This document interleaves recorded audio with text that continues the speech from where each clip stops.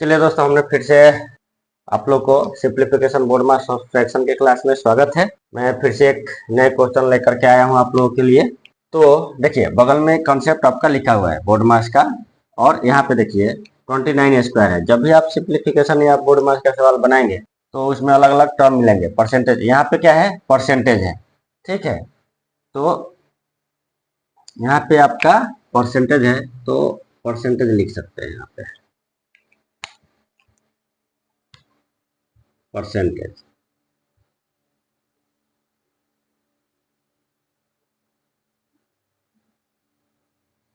Percentage ठीक है।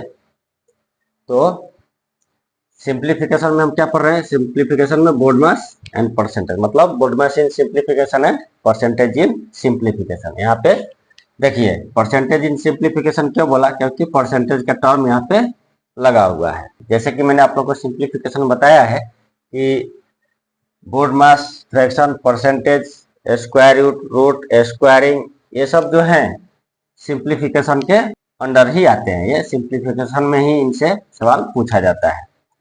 जो अप्रोक्सीमेशन है वो भी सिंप्लीफिकेशन में ही आता है, अप्रोक्सीमेशन इन सिंप्लीफिकेशन, ऐसा करके टर्म आता है।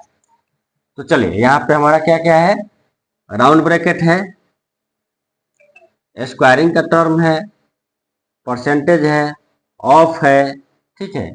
तो कुछ बोर्ड मास के टर्म है और कुछ परसेंटेज के टर्म है, दोनों मिक्स है। घबराना नहीं है, बहुत ही इजी है। अब इसमें मेन चीज है कि यदि आप सिंप्लीफिकेशन का क्वेश्चन सॉल्व कर रहे हैं तो आपको यदि स्क्वायरिंग और परसेंटेज टू फ्रैक्शन कन्वर्जन नहीं आता है, फिर आपका सब आप जो है फास्ट कैलकुलेशन नहीं कर पाएंगे, मतलब आप तेजी से उसको सॉल्व नहीं कर पाएंगे। तो उसके लिए अपने को सबसे ज्यादा जरूरी है कि आप 13 to 30 आप स्क्वायरिंग याद कर लें, और जो परसेंटेज टू फ्रैक्शन है, फ्रैक्शन टू परसेंटेज है, उसको याद कर ले, तो आपका कैलकुलेशन थोड़ा फास्ट हो जाएगा। यहाँ पे मैंने स्क्वायरिंग का कुछ टर्म लिखा है, परसेंटेज टू फ्रैक्शन और फ्रैक्शन टू परसेंटेज कन्वर्जन का एक मैं सेशन लूंगा, वहां पे बताऊंगा कैसे चेंज किया जाता है। चलिए हम आते हैं सवाल पे और इसको सॉल्व करते हैं। तो देखिए, बहुत ही इजी क्वेश्चन है, इसमें बोर्ड मास के बहुत कम टर्म है, ठीक है।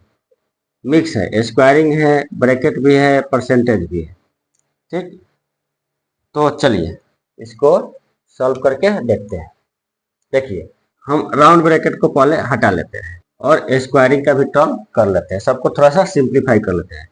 29 का स्क्वायर करेंगे तो क्या आएगा, ये आप लोग को याद होना चाहिए, 841। तो यहाँ पे इसका 841 हो जाएगा। जब हम इसका मल्टीप्लीकेशन करेंगे तो 119 आएगा। अब यहाँ पे एक टर्म देखिए आपको मिल रहा होगा 37.5%। तो 37.5% को अपने को क्या करना है, फ्रैक्शन में कन्वर्ट करना है। तो ये आपको याद होना चाहिए। तो ये हो जाएगा आपका 3/8। ओके, 3/8 ऑफ मतलब गुना। अब एक और टर्म है आपका 40%। अब 40% को जब फ्रैक्शन में कन्वर्ट करेंगे तो क्या आ जाएगा आपका 2/5, ठीक है। तो ये हो जाएगा 2/5। ये ऑफ है तो गुना 3680 इक्वल टू x, ठीक है। अब थोड़ा सिंपल हो गया, समझने लायक हो गया। चलिए आगे बढ़ते हैं। जब इन दोनों को जोड़ेंगे तो ये आ जाएगा आपका 960, इधर माइनस। अब देखिए, इस टर्म को अपने को करना है, तो क्या करेंगे, 2 से 8 कट जाएगा 4 टाइम्स में, ठीक। अब चलिए, जब 4 और 5 का मल्टीप्लाई करेंगे तो आएगा 20 आएगा, तो ये 0 कट गया, बचा 2। तो ये 2 से ये कट जाएगा 1, 8 4 टाइम्स में, ये दोनों कैंसिल हो जाएगा। अब 1 3 into 1 8 4 इक्वल टू एक्स। जब इसको हम मल्टीप्लाई करेंगे तो 4 इंटू 3 12, मतलब 552 2 इक्वल टू एक्स। इधर है आपका 960, ये आपका आएगा।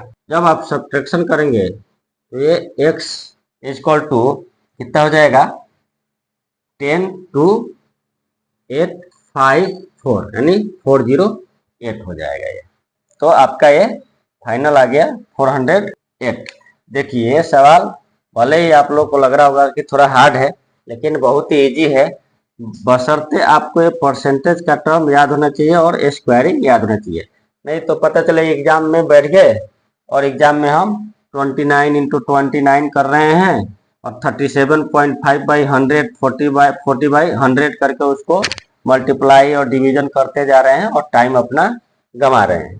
पता चलेगा इतने देर में आप मल्टीप्लाई कर रहे हैं, उतने देर में कोई दूसरा स्टूडेंट 5 सवाल अपना करके कंप्लीट कर ले। ठीक, तो इसके लिए आपको स्क्वायरिंग और परसेंटेज टू फ्रैक्शन याद रखना पड़ेगा ताकि आपका कैलकुलेशन और फास्ट हो सके। तो चलिए, आशा करता हूँ ये आप लोगों को समझ में आया होगा।